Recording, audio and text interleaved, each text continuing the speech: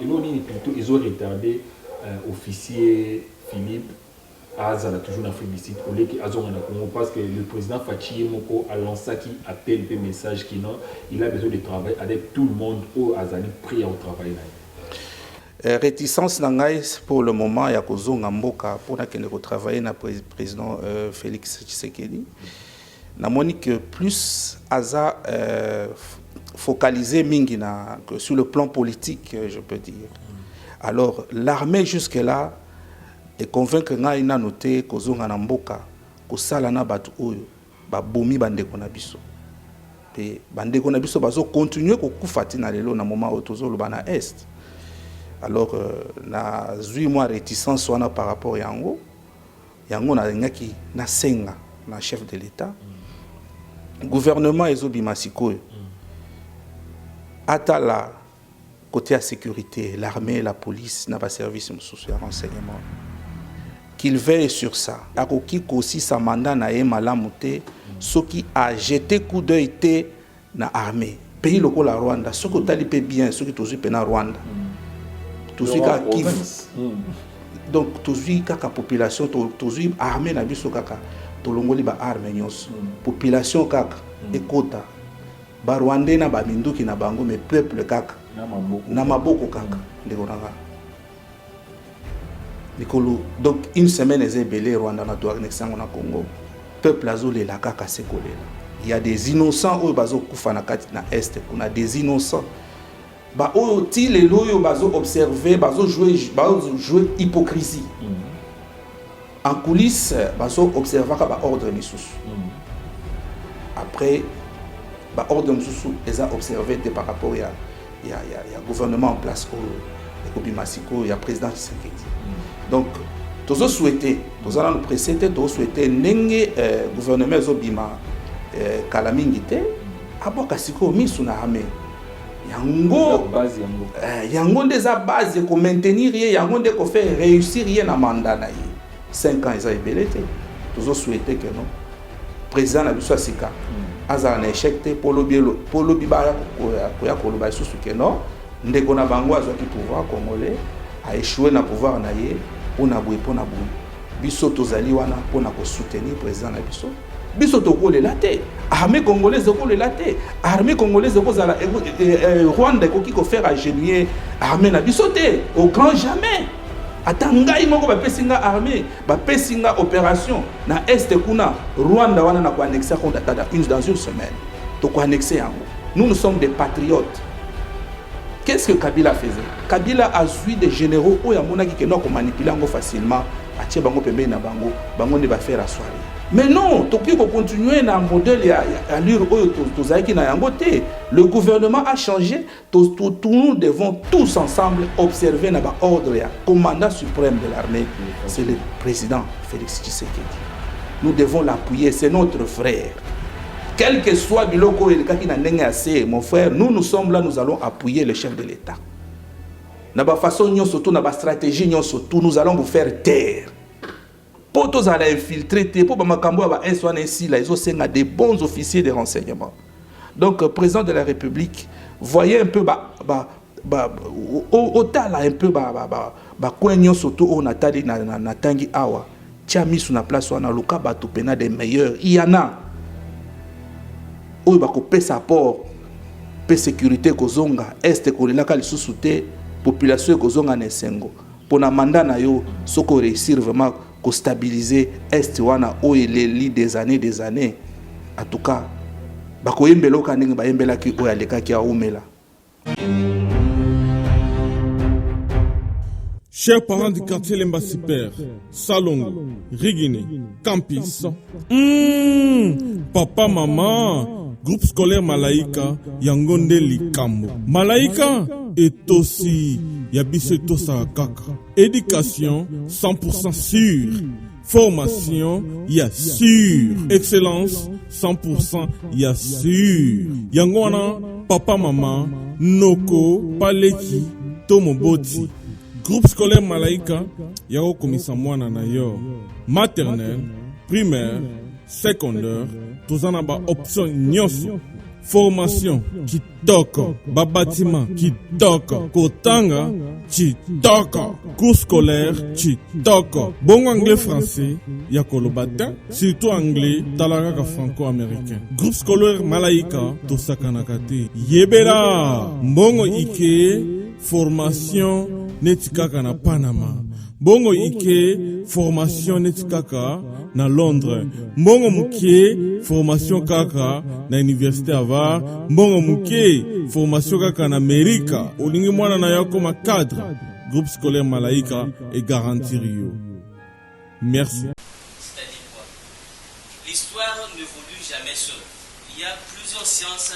Bonjour chers parents, je me présente, je suis Raissa Kawasele de l'école groupe scolaire Malaika. Je suis en 7e CP. La particularité de notre école groupe scolaire Malaika, nous avons une bibliothèque, une salle d'informatique et un laboratoire pour nos recherches. Envoyez vos enfants et vous ne serez pas déçus. Merci.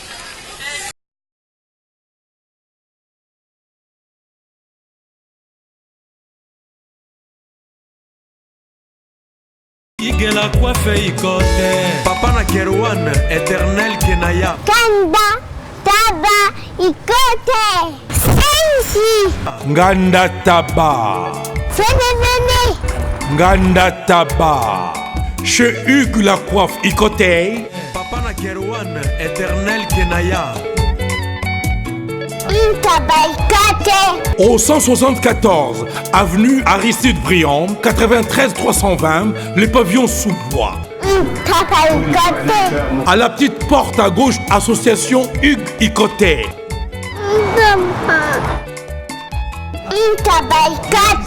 01 41 55 0000.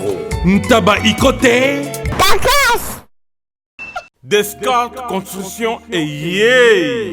Fini l'inquiétude pour la réalisation de vos constructions de rêves en RDC au prix imbattable.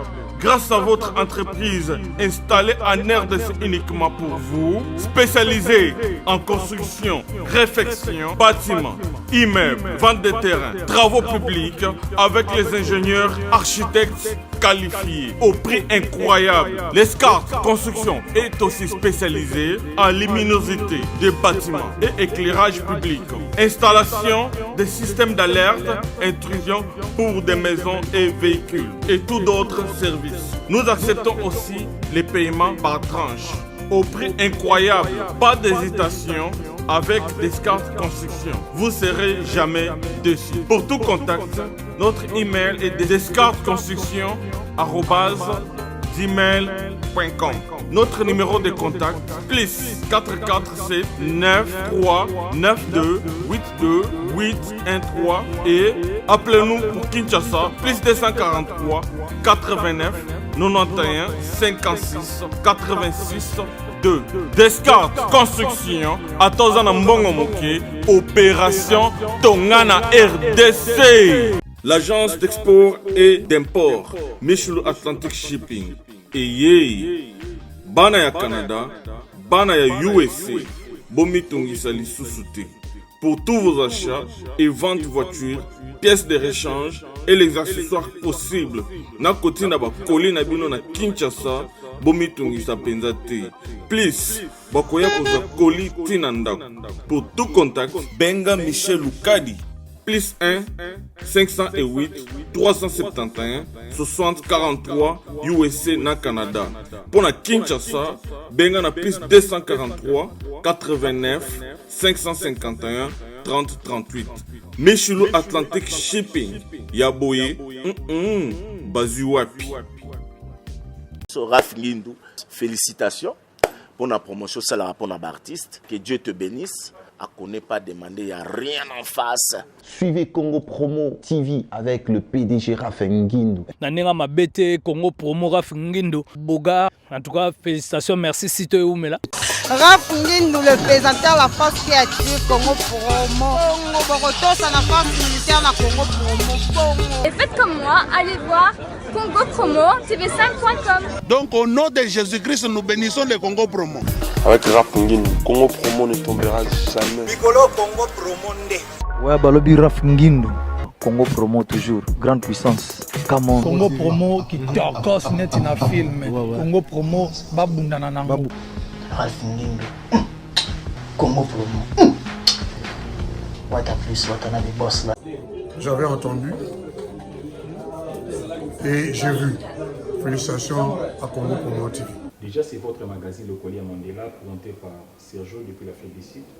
Un grand merci à tous ceux qui nous suivent en ce moment. Déjà, un grand merci aussi à Papa Rafengino qui me suit en direct de Dallas. Merci pour l'opportunité.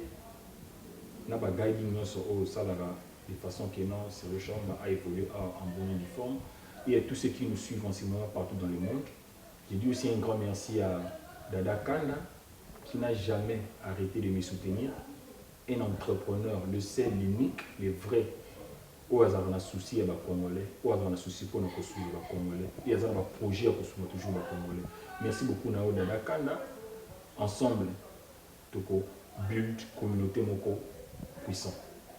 Un grand merci aussi à mon sponsor Nick ainsi que Caribou Lodge, Place aux Ali. Merci beaucoup pour notre support de façon que tout ça va à Olo et c'est mieux pour nous aider communauté Nebiso. À côté de moi, je suis avec le Major Philippe, mais il va se présenter en long et en large pour vous, pour Boye Baye. Azanani, Nini Asana Congo, puis Nini Otovani, Nini Toroko Sala, de façon que tu aider le président Nabiso actuel, ou toujours continuer toujours à critiquer pour aider Congo Nabiso et un Congo meilleur. Bonjour mon Major. Bonjour Déco Serge. Comment votre santé? Oui, ça marche comme d'habitude à la lueur du jour. Naza bien, vraiment très bien portant, en bonne santé. Merci. Je glorifie d'ailleurs mon Dieu. Pour tous ceux qui vous suivent en ce moment, Baokoyeba, Major Philippe Azanani. Merci beaucoup. Binonyo Soto Bozo Landangai, internautes, téléspectateurs. Major Philippe Azali Moko ya Mampinga ya FARDC. Nambo Kanabiso. Naza parmi les Kadogo au Bayana Afdel à l'époque. Na œuvré na ba unité un peu différente. Na Zalaki na JR, na Salimo un peu ba place Ebélé. La place Pena et Pena Ebélé. Ti les lots na se retrouver na Mboka Oyo. Déjà, ça fait combien de temps que vous êtes en Afrique du Sud? Naza en Afrique du Sud, ça fait maintenant les lots 4 ans et demi que Naza en Afrique du Sud. La raison est que il y a Major Philippe na Congo pour nous en Afrique du Sud. Merci beaucoup Ndeko Serge. La raison est que l'on a ngai Kobima Congo, en Afrique du Sud, ezali sur base il y a mauvaise gouvernance. Il y a gouvernement, il y a Eutikoleka, il y a président Kabila. En tout cas, j'ai été vraiment déçu. Nalinga kina bimambo kawana depuis Kala. J'étais vraiment déçu par rapport à mauvaise gouvernance, maltraitance et armée, clochardisation et armée. Donc, Makambo Belé. Alors, j'ai vu que c'était trop. Ça en était trop. Armée comme qui le papier hygiénique. Alors je ne pouvais pas continuer à servir na kati armée oyo mutumoko azo rendre armée inutile, impuissante. Alors que à l'époque il y a Mobutu, l'armée phase à l'époque zaki armée zaki réputée en Afrique mobimba. Na habité ba pays ni côté les manana na armée na biso. Alors, par rapport à Babylone, on a dit que non, ça n'était trop. On a jugé que non, Abimamboka. Directement en destination vers l'Afrique du Sud, ou bien ils allaient qui au Congo, ou ça qui escale quelque part comme exil et puis on se retrouve en Afrique du Sud. Non, Kolonganangai na Congo, ils allaient qui que non, ça l'escale en Afrique du Sud pour na Kende Suisse, destination d'Anglais allaient qui Suisse. Nazaki un peu une ambition politique, bien sûr, Nazalaki Kolanda na Suisse, mais malheureusement, que voyage n'a pas été là à niveau il y a Doha, na Qatar, Nazi. De là, j'ai été awa et puis on s'est retrouvé que l'on a continué à vivre en Afrique du Sud. quelles ambitions politiques au Major Philippe Azalaki nango? Ambition politique ezalaki toujours lutter kolongola peuple congolais na boumbu oyo bazanango. Kolongola peuple congolais na boumbu oyo Kabila na gouvernement na yo bachaki peuple congolais. Ko délivrer les militaires, les policiers na ba service union surtout la sécurité oyo bazalaki clochartisé na dans l'ancien gouvernement. Et puis instaurer état de droit na mboka na ngai.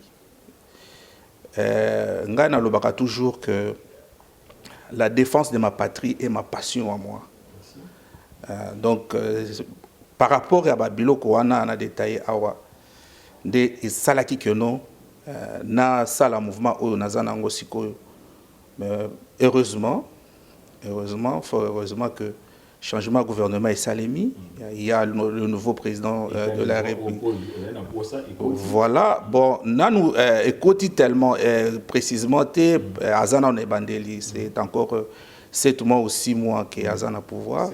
Et là qu'on a souhaité puis nous encouragé parce que YP Azana n'a pas même lignée à instaurer état de droit dans le cannabis parce que injustice c'est là qui na niveau moko alikolo, impunité, mouibi, donc biloko nyon surtout au chef de l'État, nouveau chef de l'État, président de la République, Tshisekedi, Félix, où il a décrié tout le temps, où il a linga et salema des acquis parmi des visions, où na kende ki na sala ki déplacement pour un jour Congo na biso to mona keno ba biloko wana ba état de droit et comme na mboka na biso. Tu as l'ambition ya kosala mouvement politique na moto parti politique. Oui, effectivement, nous avons une ambition et un mouvement politique, mais quand on a à chaque instant que nous avons un parcours, nous avons un toujours. Déplacement est nécessairement et un mouvement. Un mouvement pour réclamer état de droit, la justice dans notre pays. Nous avons surtout Koboma injustement pour conserver le pouvoir, tout ça. Donc, Nayaki Naza adhéré à mouvement politique. J'évolue seul avec les gens où c'est là qui nous adhéré, soutenir Ngai, idée Ngai. On est des officiers, un groupe d'officiers que tous ça ensemble pour un projet autre qui n'a. Et ça tombe surtout bien que le président actuel Azana Kati a même ligné na idée où il y a combat où ils allaient qui n'ont pas pour ça état de droit na mboka au monde qui n'ont pas souffrance pas guerre l'on se met ici là mais pourquoi ils ont dit plutôt ils ont retardé officier Philippe Azana toujours en Afrique du Sud au lieu qu'ils ont parce que le président Fachi Moko a lancé qui appelle des messages qui n'ont il a besoin de travailler avec tout le monde au Azani prêt au travail là. Merci beaucoup Serge la question posée ngai vraiment réticence ngai pour le moment ya kozonga mboka pour na kende ko travailler na président Félix Tshisekedi ezali kotala ça na ba option mosusu nazali kotala ezo évoluer na moni que plus aza focaliser mingi na pour ba politicien donc sur le plan politique je peux dire. Côté armée, vraiment, nous avons vraiment des indices. Nous avons vraiment des indices. Je vois les mêmes officiers qui sont dans le régime le régime sanguinaire, il faut le préciser. Qui le peuple congolais. Qui rendre le peuple, faire appauvrir le peuple congolais. Alors, l'armée jusque-là, et convaincre nga ina noté kozonga na mboka kosala na batu oyo ba bomi bandeko na biso te bandeko na biso bazo continuer kokufati na lelo na moment otozo lo bana est alors na zui moi réticence wana par rapport yango na ngaki na senga na chef de l'état gouvernement ezobima sikoyo atala côté à sécurité l'armée la police na ba service mususu ya renseignement qu'il veille sur ça. Akoki ko diriger bien te akoki ko si sa mandat na e malamu te ce qui a jeté coup d'œil dans l'armée. Et ça na bavure et belé na kati armée na biso. Bavure ya kosakana te. Babilo comme Soussou, il peut-être à eu chance pour la c'est la toute première fois que Aza la commandant suprême de l'armée, mais je sais que mauvaise volonté, il y a des généraux na biso, il y a des officiers généraux, des officiers supérieurs, na ba union surtout au basa qui na régime au bazo continuer parce que bazana on a ba poste na bango ba mise en place dans le salemi penza makasité na kati. Alors tous espérer que non président Félix atia mécanisme mingi sur ba mise en place, ba tromper été. Ces gens-là ils ont commis beaucoup de bavures, bah, soutenir régime sanguinaire. Abouaka Misunae vraiment makasi na armée. Il y a des généraux que j'ai même la honte de les appeler généraux. Vraiment, j'ai vraiment la honte de les appeler généraux parce que ce n'est pas possible. Toki kozo ba exemple belé, il y a ba makambo tozo décrier peuple congolais azo la mikolonio surtout. Rwanda. Ndekonanga Serge. Est-ce que tu peux imaginer Naouti Kolanda ba image il y a président Félix Aouti Koyamba des généraux conseil supérieur militaire voilà. Bon, observe un peu bah bilongi au Monakiwana. Il y a combien de Rwandais Sokotali, il y a combien de Rwandais Oyo lelo oyo Rwanda fan de Libiso. Mais ce sont des Congolais, des généraux congolais au bazo appuyer biloko wana, des généraux congolais au bazo faire sacrifier le peuple congolais, des généraux congolais au bazo kota na ba complicité pour na ba bien na bango, ba intérêt na bango. Ça fait la honte, ça fait vraiment la honte. Ça fait vraiment la honte. Comment on a payé le pays local la Rwanda, ceux qui talipé bien, ceux qui tous eu na Rwanda. Donc tous eu kaka population, tous eu armée na biso kaka, to longoli ba armée nyos. Population kaka ekota ba Rwanda.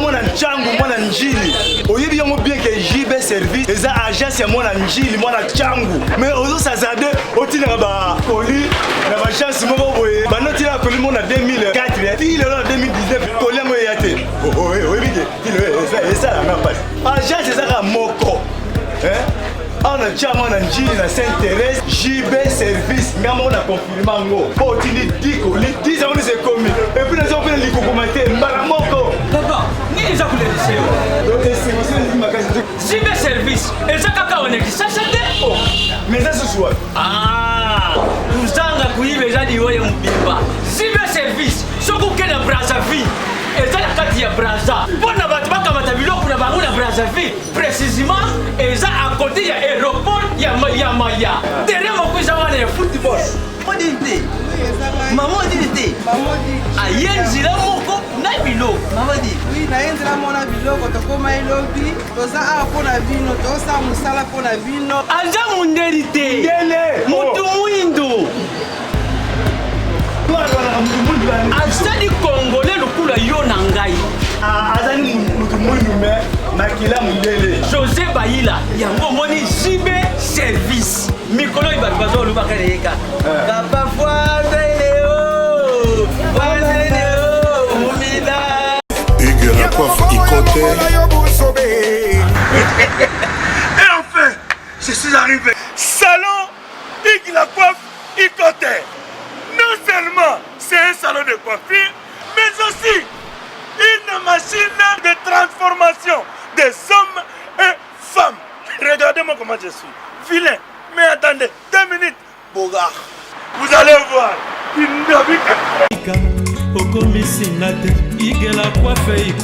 Hugues la coiffe Ikote. Votre salon de coiffure mixte afro-européen situé sur la Nationale 3 au 174 avenue Aristide Briand, les pavillons sous bois. Pour plus de précisions, veuillez nous contacter au 01 41 55 00 00 ou encore sur notre site huguelacoiffeicoté.com.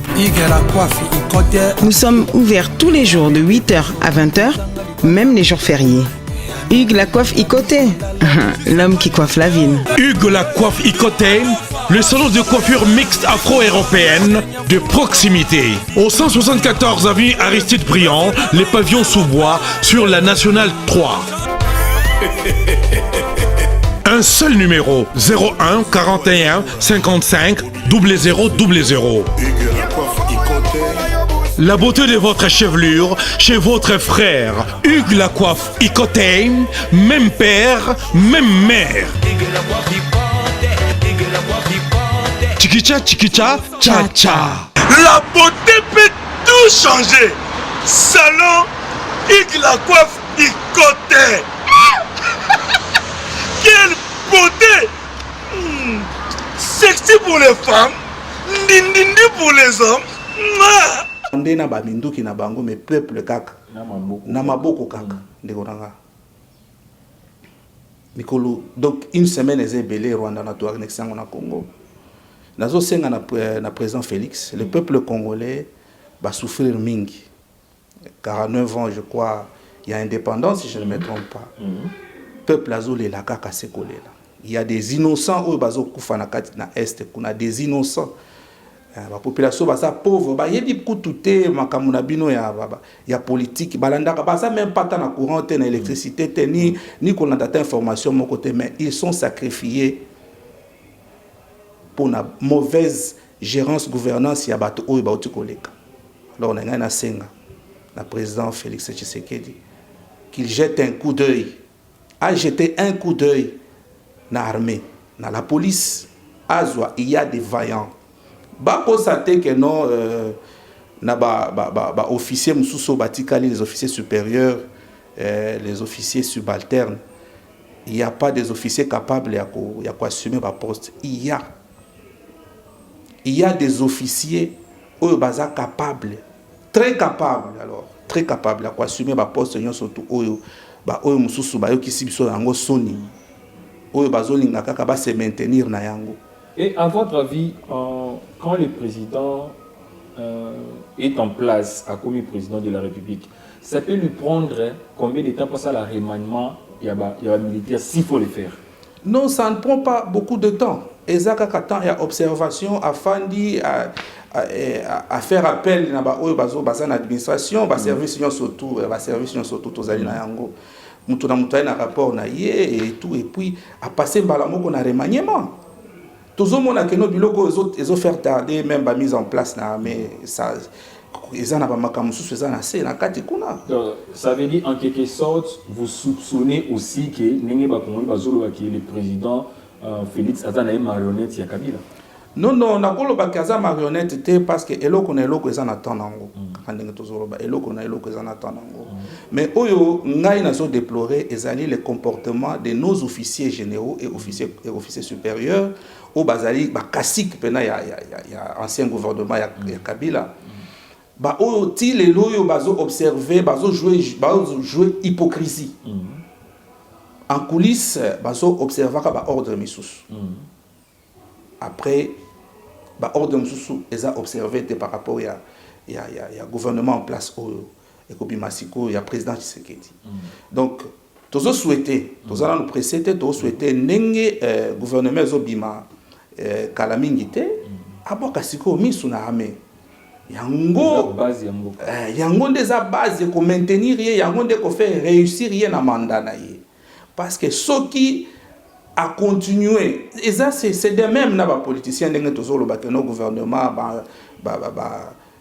bilongio ya kala e biezonga lisusu te par rapport à bakambo ba FCC wana ba bilongio esala o eboma o esala makambo ebele ya mabe ezonga te même en armée ba généraux oyo ba yebani oyo ba sali biloko ya mabe ba généraux oyo ba commander armée na ndenge ya mabe ba zonga te. Il y a des jeunes officiers supérieurs, des colonels, des majors, des capitaines au baza capable qui promouvoir bango ba comme ba généraux pour bailler ba comme mam PPASika. C'est ce que nous recherchons. To lingite que non au travail na ba même bateau oyo bazo coopérer na Rwanda pour ba attaquer est kaka bato wana kaka o reconduire bango lisusu résultat nini kozala na yango 5 ans eza ebele te tozo souhaiter que non président na biso asika azala na échec te polo bibaya koya koloba lisusu que non ndeko na bango azwaki pouvoir congolais a échoué na pouvoir na ye pona boye biso tozali wana pona ko soutenir président na biso apona asala choix ya bien nenga ko sala choix ya bien na gouvernement o ezobima asala pe choix ya bien ba mise en place ya malamu ya ba généraux na ba officiers oyo ba ko diriger ba ko conduire na réussite. Et c'est votre expérience ba déception nini oyo pour na tant que officier militaire na Congo au travail ni na Congo oyo monique non le président le ex-président Kabila asala ki pour la population congolaise. Ba déception est tellement ébélé ndeko na ngai. Ba déception vraiment on a côté nango eza tellement ébélé population tisikoyo soins de santé ezate social na bango eza malamu te le peuple souffre mon ami. Population ils souffrir. Ce qui n'a kei na cadre de l'armée parce que je parle plus de l'armée. Bande konangai les militaires, je m'adresse plus précisément à les militaires où il y a les soldats du rang. Binonde bozo subir nion surtout ya mabe oyo de nos officiers généraux et officiers supérieurs bazali ko sala ya mabe na commandement. Jusqu'à quand bokotikala ko soutenir batu ya modèle wana. Ce qui tokei ndeko Serge ezali pasi mingi. Kota na kati ya bakan militaire, ya bakan surtout ya policier sikabaza. Mon frère, c'est la misère. Bato oyo bazo conduire l'armée, ils n'ont pas le cœur. Baza na motema te. Na ebité na kati na bango eza mitema nini bachaki bango. L'ex-président. Oui, le gouvernement où il est qui, ce sont les mêmes il a manipulé l'armée. Il a manipulé l'armée, a utilisé l'armée na ndenge ya mabe. A utilisé l'armée na ndenge ya mabe. A équipé l'armée te. Kolia, kolala, traitement, soins de santé, ya armée ezalité. Quoi tu peux imaginer? Nga ina mitunaka de fois que yo oza général, oza na troupe na yo, ozo commander. Et koki ko sala yo ni na motema na yo, soko moni militaire ozo commander ala linzala. Et ko sala yo ni na motema na yo, militaire ozo commander auti fond ko bunda pona mboka. Ba beti masasi akatani lokolo, akatani loboko. Akomi ko senga na balabala. Et ko sala yo nini yo général militaire oyo ozo commander azokende ko sokolela ba civil bilamba pour aluka eloko akolia akei ko sala commerce pour aluka eloko akolia ezo sala yo nini mais yo zali bien azo futo bambongo ebele. Et puis ce que j'ai dit on a sengi et pas chef de l'état azala na ba officier oyo bakoki ko banda ko apporter quelque chose mais non des généraux des officiers généraux to monaki baza et pas ya Kabila kondimaka nyonso pasi oyo bazali komona na sima ya bato bazo commander bazo lobela yango te nyonso to Kabila koyebisa bango ezakaka yes mais oyo population oyo ba militaire bazali ko vivre ezali ko mususu mon frère c'est vraiment regrettable soko sali OK au sali ata kende na micro baladeur na babalabala ba shege les enfants de la rue la plupart ce sont des enfants des militaires. Un militaire azokoka ko futela mwana classité, un militaire azokoka kolesa bana na yete, un militaire azokoka kolatisa kolatisa mwasi, donc famille mobimba quoi. Donc vraiment c'est choquant, c'est vraiment choquant. Ya bande ko na biso ba diriger armée na biso na modèle wana. Votre réponse m'a juste ramené na question au nenge na posé au pays sous. Le même armée où il travaillait, qui n'a ex-président Joseph Kabila, il y a de travailler dans le nouveau président Fachi, ou à diriger comme la minute. Que pensez-vous? Ozo monake baza toujours obéir ba ordre oyo Kabila azopesa bango to baza obéir na ba ordre oyo le nouveau président Fachi azopesa bango. Na place wana d'après ba analyse dans nga ndenge nazo observer ka politique un peu de loin parce que naza na kati na mboka te, je vois que à 80% bazo observer nanu ba obéir nanu Kabila. Bazo obéir, il y a quelques-uns oyo bazo obéir le président en place. Mais une grande partie bazo obéir nanu Kabila, ils font l'hypocrisie. Et puis mon frère, il y a boyebi eloko nini to salaka to prêtaka serment tant on sa formation. To prêtaka serment to ko pona Congo. Mais je vois que il y a d'autres officiers oyo ba prêtaki serment qui no ba ko pona Kabila, non pona Congo. Biso toza régi na règlement militaire. C'est pourquoi en quelque sorte ils ne veulent pas décevoir Kabila. Yo okoki ko décevoir Kabila te na ndenge nini. Il y a un commandant qui est en place. Le commandant suprême. Il est en place. On peut observer na oyo commandant ba pesi asika. On peut observer te na mutu oyo azaki commandant na liboso atika afanda. On peut observer oyo aza en place. Comment se fait-il que beaucoup de gens suivistes, beaucoup de gens fanatiques, un officier à cause de la jamais fanatique, il y a Mokonzi. Jamais à cause de la colande de la Kaba ordre, malgré que non, vous savez quoi? Nous les Africains, c'est vraiment, ils ont ça la passe mingi. Bissomoko, on toujours faire des présidents, des rois. Bissomoko. Nazomi tout nana no bande konangai. Bino ba officier. Laissons nini bokutiki les jeunes officiers oyo bazo bima. Na moni bazo lekisa ba publicité awa ba osala recrutement ba domaine union surtout de mais vous allez ata na sonité. Bozali ata na sonité ko sala ba recrutement wana. Ba militaire oyo bozana bango, des officiers oyo bozana bango bozo kipe bango te. Bozo ka bobenga ba mususu bo recruter ba mususu po bosana na bango nini. Ezali pasi. Ezali pasi mingi na comportement oyo ba officier na biso des officiers mingi des officiers généraux. On a déclaré, nazo déplorer vraiment la façon na bango ya commander, la façon na bango alors qu'il y a des brevetés dans ba école, dans ba académie militaire de renommée à monde. Ils sont là. Mais bazali wana maele na bango nyonso tout ba tiango na kati ya libumu. Oleke ba tia maele na bango na mboka. Bazui maele nyonso tout ba tiango na kati ya mabumu na bango. Le reste équipé bango te. Biso toko le laté. Armée congolaise ko le laté. Armée congolaise ko zala Rwanda ko ki ko faire ingénier armée na biso te au grand jamais. Atangai moko ba pesinga armée, ba pesinga opération na est kuna Rwanda wana na ko annexer dans une semaine. Donc ko annexer yango. Nous sommes des patriotes. Qu'est-ce que Kabila faisait? Kabila a joué des généraux où il y a des gens qui ont manipulé facilement. Atie bango pembe na bango ne va faire asseoir. Si les lois ceux qui tokende ko sala ba élection ti a quoi 2 ans il y a sursis. Mandat na en 2016 il a organisé ba élection récemment. Banani bazal bazo installé. Ce sont des militaires, ceux qui avaient des généraux ou bazal patriotes, ou bazo faire respecter constitution. Ba ne va faire terrier. Mais ils sont là, ils ont appuyé, ils ont accompagné. Bah combien de... Mon cher, ça fait mal. Ce qui... Même un Congolais a Koufi. Attends-moi, un bébé a Koufi, ça fait très mal. Mitia na place, il y a famille à Moutou à perdre Oya Koufi. Mitia na place, il y a Moutou à perdre Bana. Baza lokola Oya Yo Bana Oba Koufi. Yo Koyo Kandenge Nini, na Katia Moutemana.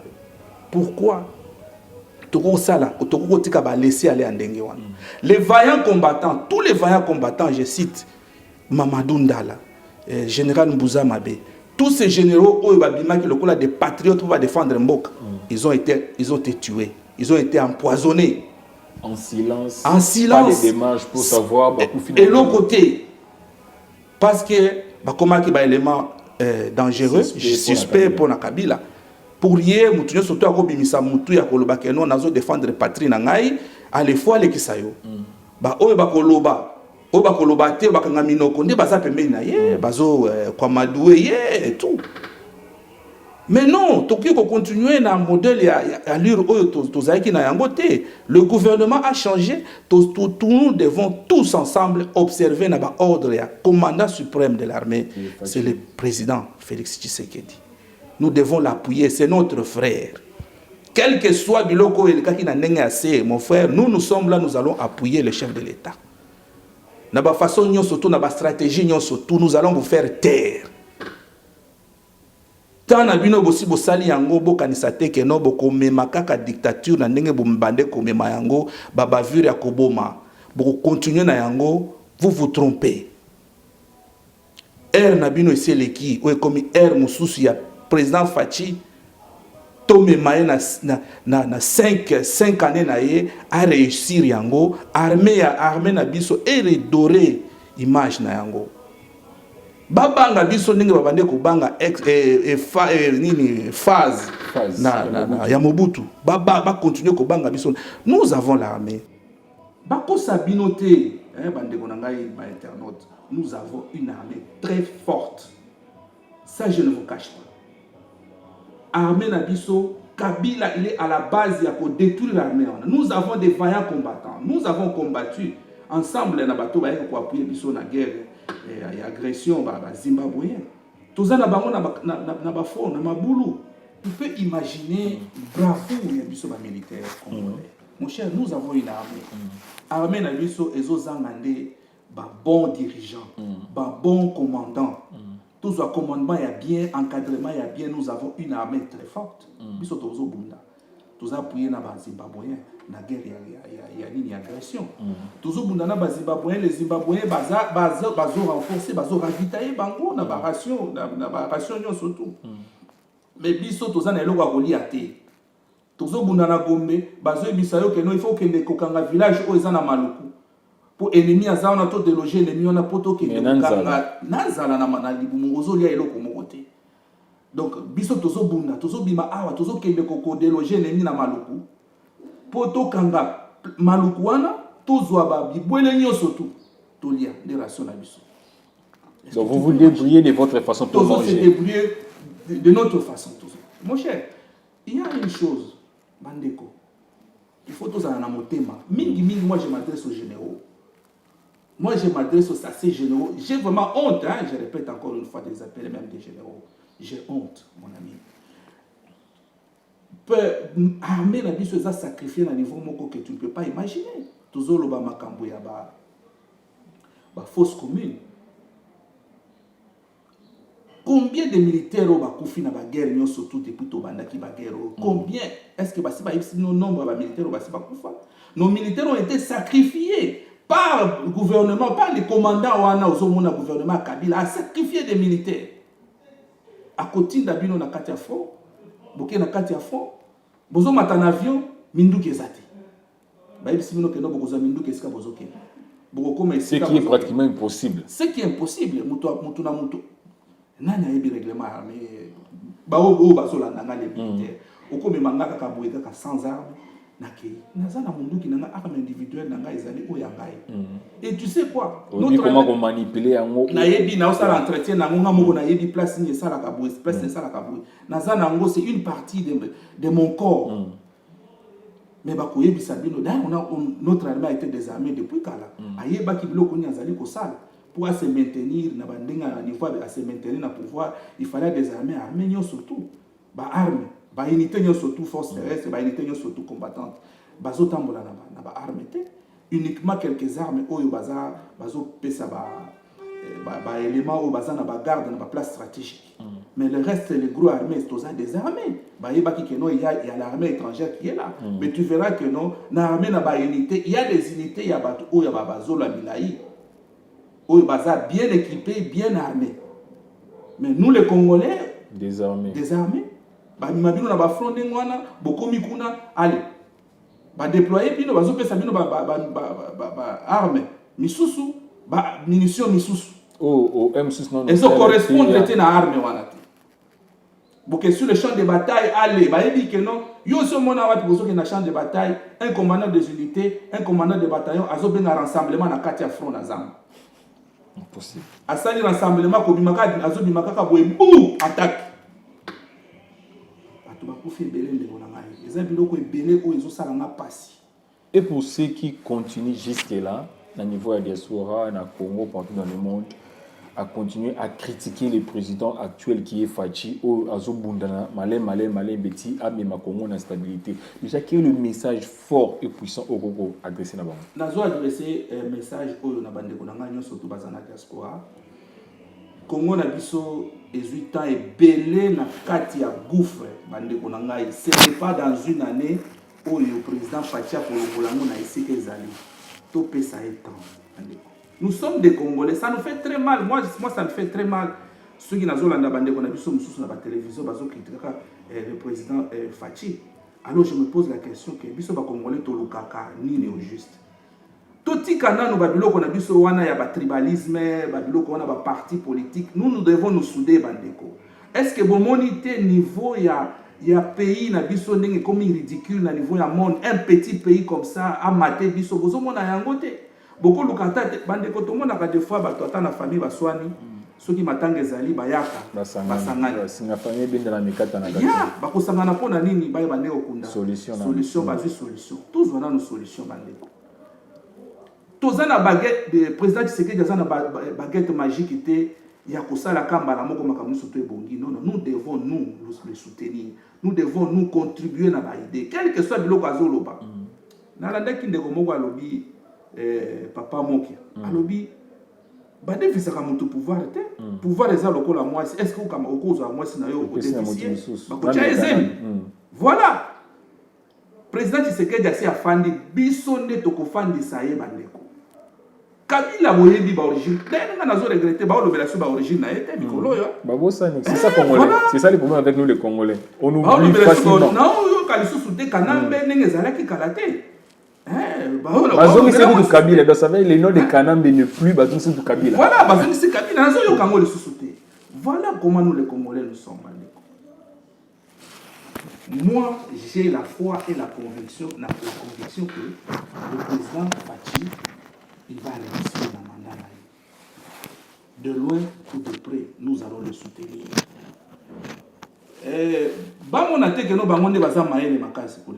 Mon frère, par rapport à non, contre-calcul pèse. Tous en média, mais un jour j'y viendra. Biso ba oyo to kuta na président Fachi, to koyebisa ye qu'est-ce qu'il faut faire. Mingi na kati ya la police na biso. Mingi yango wana yango de ko faire réussir parce que soka kangi bien armée police na sécurité nyo surtout à réussir mandat na ye. Parce que bango nde ba faire roi Kabila. Bango nde ba fandisi ba bosani que non bazo qui peut-être bango pour na compétence ba pesa bango ba grade wana ba komi komona que non Kabila yende muta komi nzambe na bango non ngaso ko pesa na grade lo na za major exacte que non pour que na za so qui ni par rapport à qualité par rapport à formation na ngai yango na zu grade na ngai on peut utiliser ngai c'est le pays qui va m'utiliser, c'est notre armée que je vais servir. Ceux qui ont l'ongou, exactement que nous avons l'ongou, il faut qu'on a l'andaïo. Non, c'est l'armée. Il y a le règlement militaire qui nous régit. Nous avons compris que bande qu'on a dit sur l'officier, il faut que nous avons un règlement militaire. Bien, qu'est-ce que le règlement militaire nous recommande, nous les militaires? Vraiment, c'est vraiment choquant.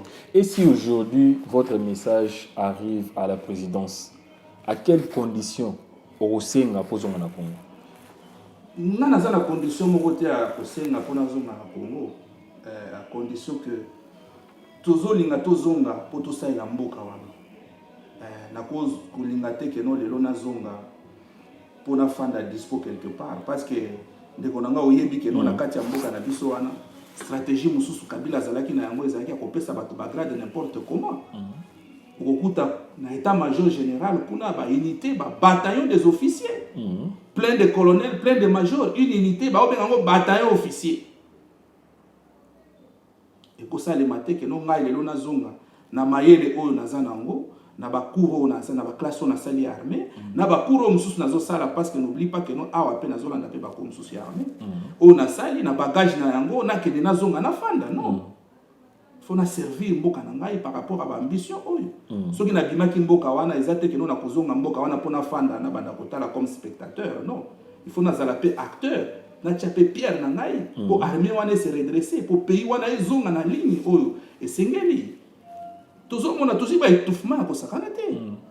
Ndiki bazolo ba ke non les anciens baza des expérimentés mais nazo quand même na ba médias mususu que non, il y a des généraux qui sont non. Ne vous trompez pas. Détrompez-vous, messieurs. Armée, on a tous les officiers, ils sont là, mais nous sommes étouffés. Au moins, on a un stage. Kabila, on ne disconvient pas. A-t-il des officiers, des jeunes? Mais oui, il y a. A-t-il des bangos? Voilà, il y a. Non, il y a armée, quoi. Parce que Fungola qui va académie presque l'Union surtout. Oui, quand on a période la deuxième république, il faut mamaki. Bah on sous satina, bah on a étranger, bah qui na ba Chine, bah qui ba États-Unis, bah qui ba Israël, bah zongi. Mais qu'est-ce qui se passe? Toujours vivre dans conflit de génération na kati armée na biso. Les officiers où il y a ex-phase, na ba officiers où il y a gouvernement où il y a sika où il y a Afdel tout le bas, Afdel Tiba Kabila. Pour vivre dans conflit de génération à Kosakanate. Bino oyo boko uta ba jeunes officiers oyo boyaki na afdel bo uti na étranger boye po bo assumer ba poste na bino ba kopesa bino yango te ba diplôme na biso ezalaki considéré te na état major ba kozwa yango ba ti yango pembeni boke botali bosali infanterie avancée ba doté bino ba armement nyo surtout équipement nyo so complète ya konini ya ko travailler na yango boko ma bosali na yango te ba zui bino ba bwaki bino na ba unité misusu ba tie bino na ba état major ba officier wana on azo ba unité ba officier et tout ba savoir nyo surtout par terre ezoye ba na susu te que no ba to bakene ko tam. C'est ce que nous vivons. Nous devons arriver à commettre fin à biloko wana. Et le chef de l'État doit mettre l'œil. Il va ouvrir l'œil et le bon. Na kati armée na biso, il y a des bavures impossibles. Ceux qui appellent si ordre, asala ka effort, asala ka suivi. Biso eza musala ko. Ko eza na kati armée ya kosakana te. Ceux qui président Fachi akobanda kopesa ka ordre na munoko et que azolandela suivi na yangote. Et pour ça les eloko moko te toko vivre kaka toko demeurer ko vivre biloko oyo to vivre na Kabila le père. Biloko peut-être ba mususu ba vivre na Mobutu et ko continuer. Il y a des officiers au bazana motema malamu te bazo contribuer na chute ya armée na biso. Bazo continuer na ko faire utiliser pays na biso alors que notre armée ceux qui battent ba moyens surtout en place eza et que ça armée compétitive na niveau Afrique. Et que ça parmi les armées les plus fortes de l'Afrique. Armée, il faut tout évoluer, tout qu'il y ait de l'avant. Tout le monde a makambo kala. Tout ça na bamboka bato bapaya awa. Mon frère nazo fréquenté ba collègue nangami des officiers. Ya mboka oyo mais mais c'est formidable. Hein? Pourquoi pas? Mais c'est que moi je me pose comme question. Bino ba autorité à mboka na biso. Botambolaka. Bandeko botambolaka niveau nini grandeur nini ya motema mabe bozana yango pomboka na biso ekende liboso te grandeur nini ya motema mabe bozali na yango tango ozomona bamboka bato oyo bozokendaka ozongi na kini na bino ekomi Kinshasa ekomi lokola village moko boye mais bofandi bozokontinue kaka na kokende kotonga bandako na ndenge na babosoma bandako na bapoto mais bozo appauvrir mboka na bino. Pourquoi? Na ba richesse yoso tala mboko tofandi bazana eloko nini. Mais biso tuzana eloko nyonso to ko sala ke no mboka na biso eleka mboko na musika. Voilà un peu. Et déjà nous chitons malem na suka entretien comprenez qu'il y a beaucoup à dire. Notre major Philippe Azana est belé à Koloba grâce à magazine Oyo Pena Papa Fengindo comme il nous a toujours donné l'opportunité pour travailler et lancer des messages. Tout ça l'effort Toroyamba Lisusu le major Philippe a un magazine poto qui ne sont pas détail makasi parce que télévision ils ont les Kambuyangonga mais le président Fachi Azolandayo ba officier ni surtout Azolandayo déjà que le message oyo opesa na président Fachi pour armée na biso et comme makasi le quoi la armée mususu na Afrique pe na monde pour na kosenga na chef de l'État d'ailleurs na encourager na louer vraiment na encourager na nini procédure azanango action comme ko sala ya ko sala recensement ya armée ba recenser armée va dénicher, va écarter les âgés, va jeunes, va réformer bango les sous. Rien ne sert à recruter. Nous avons les militaires à recruter. À ça la choix ya malamu, ya ba officier oyo baza ba patriote, o baza na bolingo ya mboka. Ba commander armée ba unité nyonso to wana. Eza na force aérienne, force navale, force terrestre, état-major général. Alukela biso un général oyo azana posa ya mboka na ye, oyo azana souci ya mboka. Atila biso en place. Pour yeba ndenge nya ko coordonner na ko diriger armée malamu. Armée na biso, police na biso ezonga. Ce que nazolo bela plus mingi mais parce que je suis militaire. Mais même makambo sur nazolo ba ezala pe na niveau à police, mais même aluka ba bon dirigeant. Alongo la biso des généraux ya kala o ba salina gouvernement Kabila. Alongo la biso bango. Aluka la biso ba généraux o bazaka, il y a des généraux o bazaka capables, des patriotes, des jeunes. Il y en a alongo la biso des traîtres qui ont trahi ce pays. Ils ont trahi le pays, ils ont trahi la nation. Alongo la biso bango. Les seuls conseils na zenga na pesa. Donc si je comprends bien, pour vous, le vrai changement, il fait bandani mingna ko structurer armée pour tout que na mamusu possible. Le vrai changement, ezo bandana na ba place ebele parce que Congo a chanté munene. Premièrement, le social dans la population, le social en général, il y a pays mobimba, donc social les athées. Ah, Mossé, donc il faut que Nyango n'a pas volé, nous sommes balés à la fois pour aider. Et puis plus à focus na armée, na police, na sécurité, quoi, y a mboka. Parce que sans sécurité, le comment qu'on marche bien. Il faut à focus vraiment na sécurité, à l'ukaba, à faire travailler les gens qui sont capables, consciencieux, ou yeba komema sécurité à mboka de konanga. Oye binini. Na évité au couper sanga moi minute mukena loba. Vous savez qu'est-ce qui se passe? Biso to vivre tout ça na ba service à renseignement. Le renseignement aussi. Le renseignement, qu'est-ce qui se passe? Il y a des officiers oyo bazali ba chef. Ba T2 par exemple. Na ba niveau armé T2. Batindi ba élément na bango pour basala nini bazoka ba information ba renseignement tout ça pour ba fournir un peu ba information il y a situation ndenge zo se passer na ba coin surtout na ba recoin il y a ba secteur où bazo en possession en contrôle et en commandement. Mais ces officiers là bazo tinda bango nde ba kenda ka kulukela ka ba officier wana mbongo bisika bazo kende ko sala. Voyez un peu le niveau.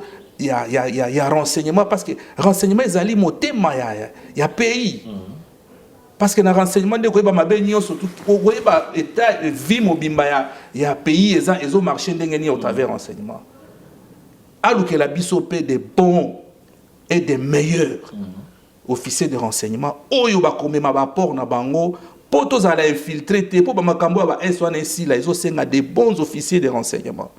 Donc président de la République, voyez un peu otala un peu kwenyo surtout au natali na tangi awa tiami sur na place wana luka batu pena des meilleurs il y en a oyo ba ko pesa port pe sécurité kozonga est ko lelaka lisusu te population kozonga na sengo pona mandat na yo soko réussir vraiment ko stabiliser est wana oyo les des années en tout cas. Et dans une minute, qu'est-ce que les fidèles téléspectateurs qui nous suivent en ce moment peuvent retenir? Internautes, beaucoup retenir que nous sommes là, nous, les officiers militaires, na posa mboka na biso ezonga na honneur na yango. Alors, mboka kozonga na honneur na yango ekosenga kaka apport na ngai mokote. Ekosenga na yo ozolanda ngai opesa pe apport na yo to aider ndeko na biso. C'est notre frère congolais. Ya za na origine douteuse te.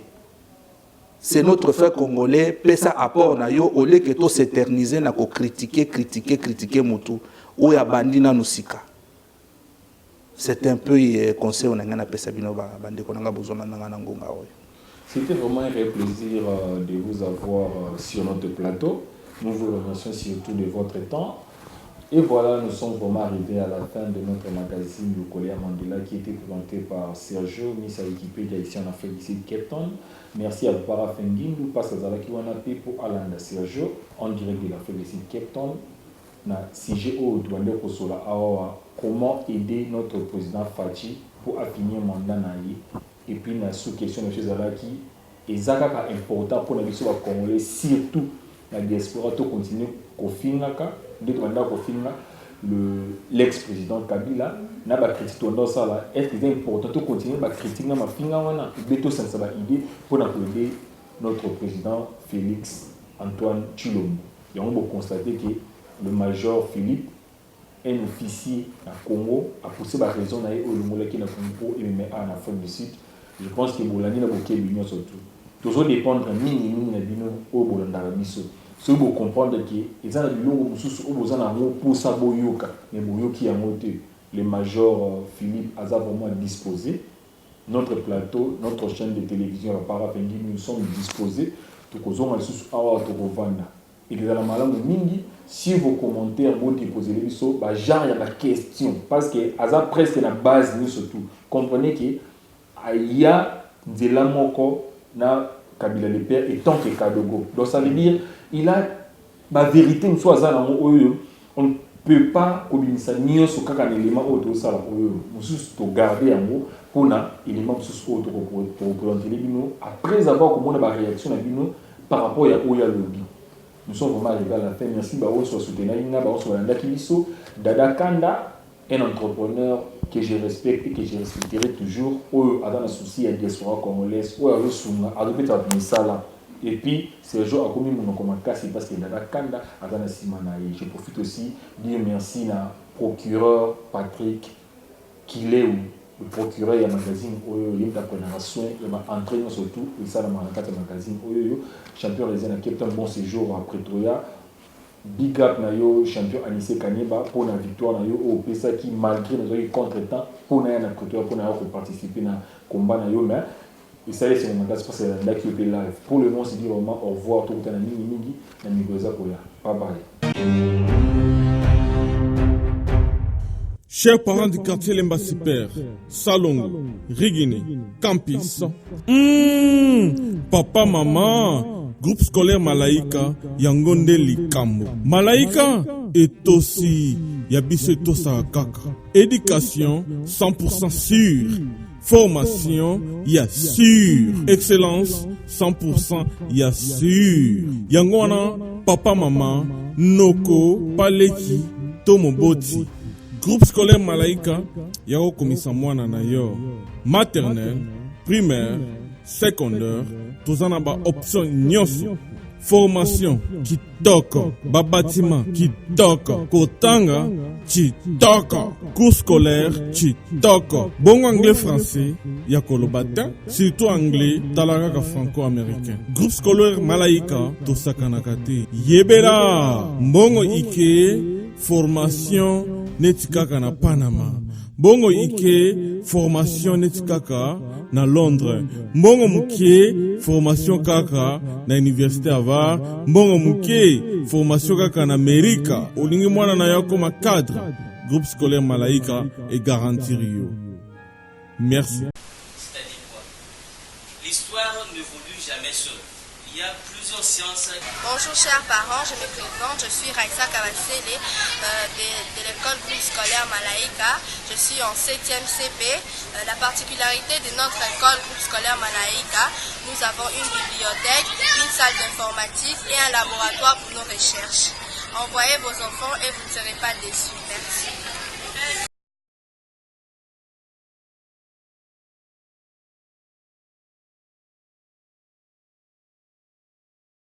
Igela coiffe ikote papa na Kerwan éternel kenaya Kanda taba ikote sensi Nganda taba Fenenene Nganda taba Chez Hugues la coiffe ikote papa na Kerwan éternel kenaya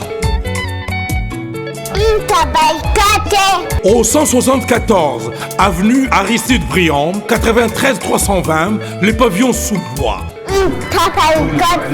À la petite porte à gauche, association Hugues Icoté.